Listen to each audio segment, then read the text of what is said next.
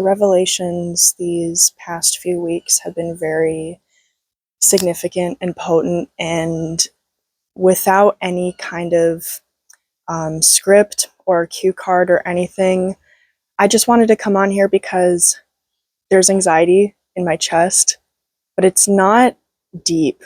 There's this thing called access consciousness, or RTT, rapid transformational therapy, and there's a statement that you say, and I mean, it's not just one statement. It is catered to the theme of what you're kind of going through, what you're feeling.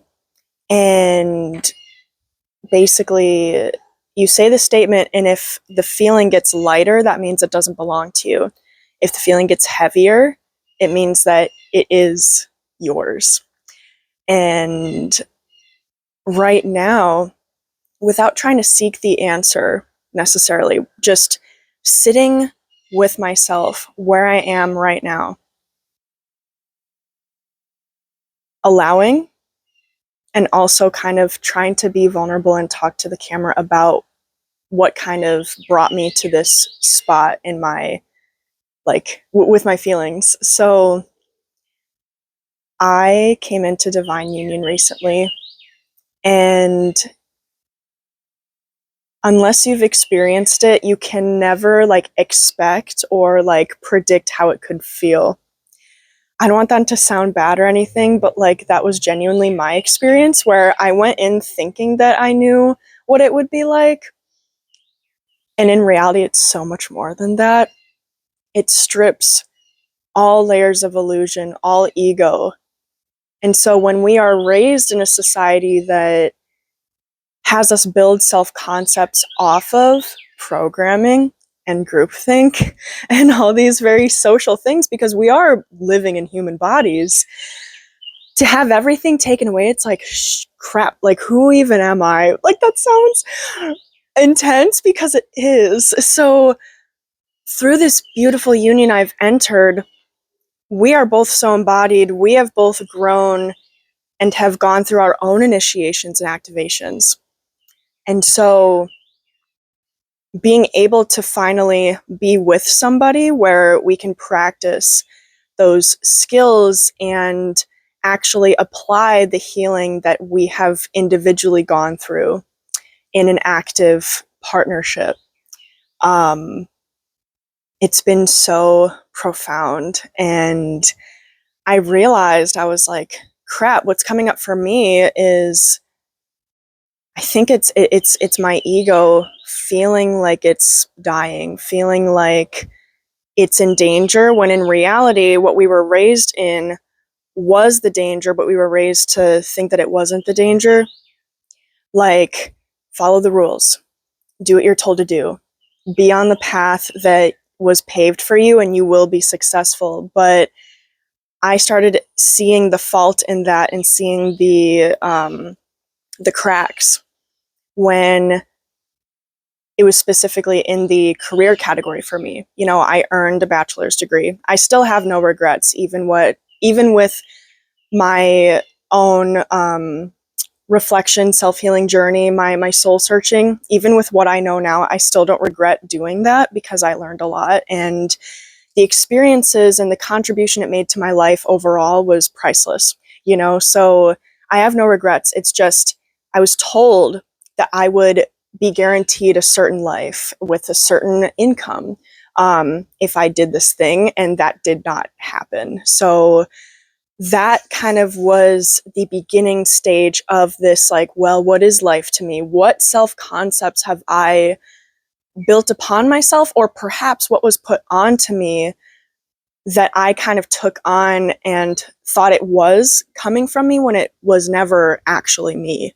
Does that make sense? So with this union now, because I graduated university a little over 2 years ago, so different life categories, you know, we got our social life, we got our romantic life, we got familial life, we have career and finances and things like that. There's different life categories. The different life categories I've experienced thus far, which led me to the romantic life category and divine union, which is one of, if not the highest form of union there is, it's hard because, and not everybody experiences it, because sometimes we don't sign up for that. We come into these lives with a specific goal in mind and a specific story that we're meant to live out. And so sometimes, like, we sign up for different kinds of union. And I guess when you talk about the karmic cycle and growth and soul evolution and all that, blah, blah, it's, divine union is a very tough stage of that. And it takes time sometimes. It takes multiple lifetimes for us to get to that. So for me to experience it now here in this age, in this era at 25 years old, everything I've been through has led up to this moment in this category and every other category too. And so what I'm trying to get at here is I'm feeling anxious because the embodiment and the presence of my external divine masculine is challenging me by calling attention to something that I was comfortably holding on to. That, I mean, we never experience something we're not ready for, truly. Like, everything that we experience, like eternal living God source, or God, or the Lord, or the universe, whatever you want to call it, everything in divine right time. We are ready. Even if it feels like, our egos are in our humanness or our bodies, we're not ready. We actually are ready. And so this level of growth and pushing, kind of like discomfort that I'm feeling, it's only because I was clinging on to this fabricated identity of, like, I always have to be right. I built my whole self-concept on always having to be right, always knowing what to say, being the person with all the answers that all of my friends are telling me. Olivia, thank you so much for your advice. Like, if they're going through something and they're like, wow, I really needed to hear that.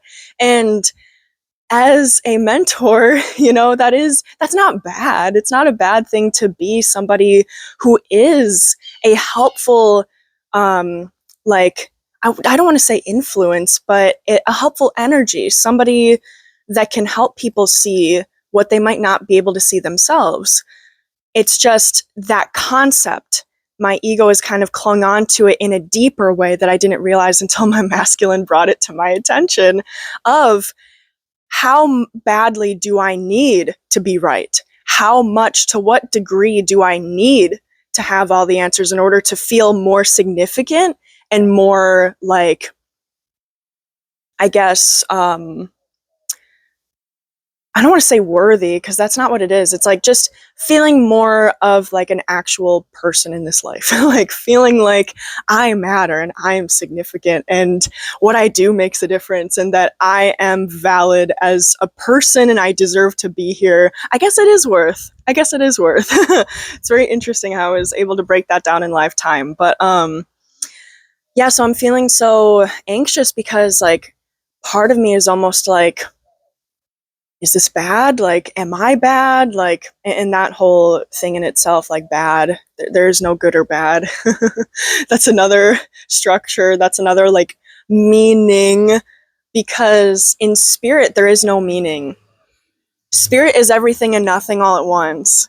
There are no binaries. As humans, we thrive on binaries. We thrive on the black and white, and especially with my own personal history growing up in the environment that I did, with my own personal trauma, it's like the black and white was everything. It was I was either safe or I wasn't. There was, like, no in between. Like, I either acted correctly or I acted incorrectly, and if I acted incorrectly, I would be subject to subject to some form of danger or hurt. And so, just, wow, I didn't realize how much I was clinging on to this sense of, like, because everything is authentic until it's not, right? And so I'm trying to sit here in front of the camera and reflect on, okay, where's the line? And the line is me clinging to a self-concept that ultimately might stem from, overperformance, okay? And me being the one who is always on and being the one who always has all the answers. And if I'm ever wrong, that's bad. Like, I can't accept that. I have to be right. And it's like, wow. So that is extremely vulnerable. That's extremely intense to realize. And so, I mean, that's just one example of the beautifully, profound things and the highly transformative things that my masculine has shown me. And I've also shown him a lot of things, because we incarnated in these forms for a reason, to embody these different energies, and we activate each other. And together we are a force, we are a team. So yeah, I guess it's just sitting with this and sitting with, because I guess my ultimately your ego exists to keep you physically safe, because we are in these physical forms. So when it feels like you are not physically safe, something has to change. You have to leave, or you have to do something, or you have to fight, or whatever. And then maybe the trauma responses come in, fight, flight, fawn, freeze, which I'm actually going to make a separate video here about in just a little bit. And so I need to remind myself that I wanted this. I've been working towards this, and clearly I'm ready if I'm experiencing it, even if it's uncomfortable to, like I said, this false projection, like fabricated sense of security, sense of self-identity that I was like clinging on to. So what if I'm wrong? What if I don't have the answer? I'm going to follow this track for you the way that my mind sees it, okay? Because you can do this with yourself. If there's something you're like feeling weird, or you need to break something down for yourself, I'm going to do it live for you. So what if I'm wrong? The ego is so afraid of being wrong. Why? Well, if I'm wrong, then, and if I don't have all the answers, specifically, if I don't have the answers, then that means that people aren't going to take me seriously, or I'm not going to be able to have a good experience, or I'm not going to be safe, or like something bad's going to happen, basically, if I am wrong, or if I am in a situation where somebody asks me something and I go, and I haven't rehearsed the answer. I haven't thought about the answer with my own self or in any other situation. If I am genuinely caught off guard with something, even if it's not a question, even if it's just a lighthearted conversation, if I don't have something prepared, if I don't have this understanding already, for me to prove to that person that I know what I'm talking about, why does that matter so much? Because it comes back to that sense of safety. Well, if I don't know what I'm talking about, then they won't value me or respect me as a human being. And then what's the point? But why am I'm jumping to this extreme. That's really hard. So it's like, that's not what relationships are about. Relationships are about authenticity and about, I mean, if somebody doesn't accept you, then clearly they're not meant to be in your life, So it's like, I have to have self-trust and self-worth, both, living in the present moment rather than being prepared at any given moment. That's not living, that's surviving. And so, oh my God, I was so uncomfortable, because I was like, well, crap, like, it isn't about winning or losing. It isn't about being right or wrong necessarily. My divine masculine and I have conversations, and then we had one yesterday, which was kind of intense. And it just so happened to center around something that I was clinging on to as a deep value. And the illusions were kind of coming down of like, oh, why or how that might be fear-based or based on distortion in like a broader societal sense. And I was like very upset and I was thinking about it, and I've been thinking about it and sitting with it. And like I said, it's sitting right here in my chest, but I can already tell that it's not like this deep-seated thing. It's like this sense of hurt. It's this artificial kind of sense of egoic, like the ego took a hit, like and so I need to have enough self-love to feel into authenticity, surrender, love, and trust. Because if something happens to where any situation in life in general. You know, if something's bad or something needs to change, I need to trust myself in the moment, and I need to trust the divine source, God, whatever you want to call it, to direct me. I am not meant to live 10 steps ahead like I was raised to. I am not meant to always be on. I'm not meant to present this absolutely pristine, perfect version of myself to everybody all the time, because if they can't accept me normally, if they can't accept me not in survival mode, then that's not a relationship that I'm meant to have. And that's not a person that's meant to be in my life. So there's a lot of fear that is still running in my systems that I didn't realize. And that's what divine union is all about. Divine union is about, like I said, the mere presence. You don't even have to do anything. When you're in each other's presence, all illusions and all ego is stripped away, which is uncomfortable in itself, let alone when you start talking to each other and when you challenge the wounds and challenge the cycles that might come up in different situations and different discussions. So it's like, geez, you serve to bring each other to ultimate authenticity. And if there's anything that is survival-based, fear-based, projected onto from, you know, anti-unity consciousness out in society, wherever it came from, your parents, society at large, an institution, whatever, that cannot survive in the frequency that you guys are meant to create together. And so it's going to come down, and it's going to feel however it's going to feel to the ego. So, I just feel freaked out. I feel freaked out. I feel like something's wrong. I feel like I'm not safe, but that's only an illusion. So, oh my goodness. I hope that this was a helpful reflection for whoever's watching. Divine union is amazing. Have self-love, have self-trust, have courage to have that self-trust in living your life in the present moment, because everything else, any other anxiety, any other anything that exists outside of this current moment or is trying to take your attention away from the current moment, that is not God. It's not. It's in the Bible. It's in many different texts and many different masters. It's an illusion. It's meant to take you out, because this is where you're in power. The present moment and being in your body and listening to your body's wisdom and your intuition, you can only tap into that deep inner knowing, wisdom, and truth when you are in the present moment and in your body. And when you are not in the present moment and in your body, you are subjected to like falling into fear-based programming and illusions that are not true.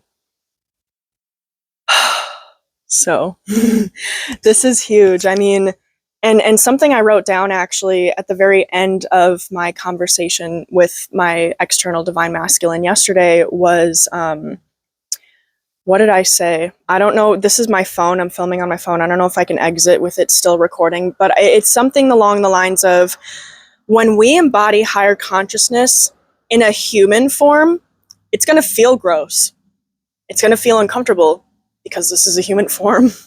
And spirit has no bounds. Spirit, that was really loud, but spirit has no bounds. Maybe that was confirmation. It was like a brrr. It was really loud passing by.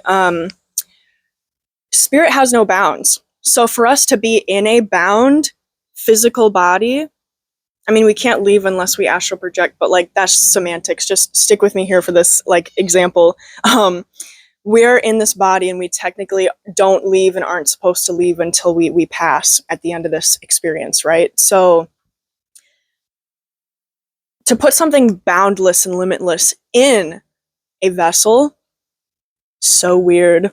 So when you start to elevate your consciousness in this, it's strange, because we are not the body, but in this experience, in this temporary incarnate lifetime, we are here. We are living this identity. We're playing out this story. We are in this physical carbon vessel. And it's just, it's like a contrast. It's like